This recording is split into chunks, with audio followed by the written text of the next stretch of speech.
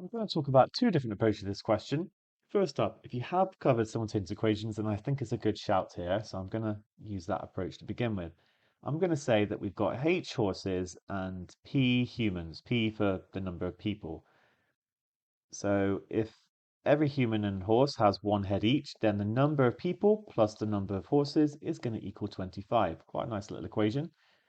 Now, humans have generally two legs. We're making these assumptions here, and horses have four. So two times the number of people, that will tell you how many legs there are in total for the people. For example, if you had 10 people, there'd be 20 legs. P people, there's two times P legs. And similar with horses, but it's going to be 4H, and that will equal 60.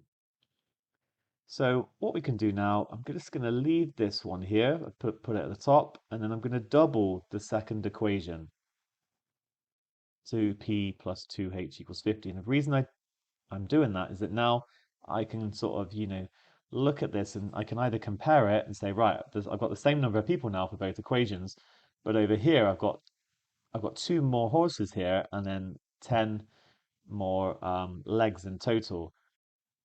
So it must be that 2h is equal to 10. The other way to think about it is that you actually subtract the equations. Subtract, do the top minus the bottom for both. And that means that h is equal to 5. So p must equal 20, because I'm just subtracting 5 from 25, and therefore the difference between the number of humans and the number of horses is going to be 15.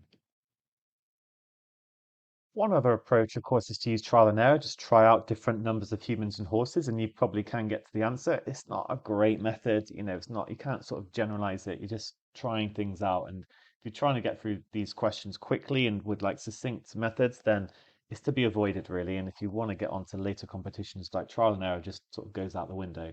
But one of the method that would work, and this is what the answers refer to, and especially if you haven't done simultaneous equations, is to let's just say that there are 25 humans. It's sort of trial and error, except it's not because we're gonna adjust it accordingly.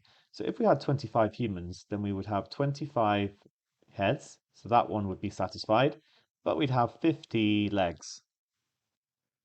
So we need an extra 10 legs. And here's the thing, horses have an extra 2 legs. So if we do 60 minus 50, like that's going to be the extra 10 legs that we have, and divide by 2, because every human that we replace by a horse will bring an extra 2 legs, then that will work out actually the number of horses that we have to have instead of humans. And that gives 5. So 5 horses, therefore 20 humans, and we get the same answer. So it is a nice approach. There's a little bit more thinking, to be honest, to get your head around to do this, rather than just like sticking it into simultaneous equations. So yeah, both methods are worth, becoming aware of. I kind of, sometimes just jump straight into algebraic equations like this and solve them. And when they come, this is a quicker way at the bottom. So yeah, both are good.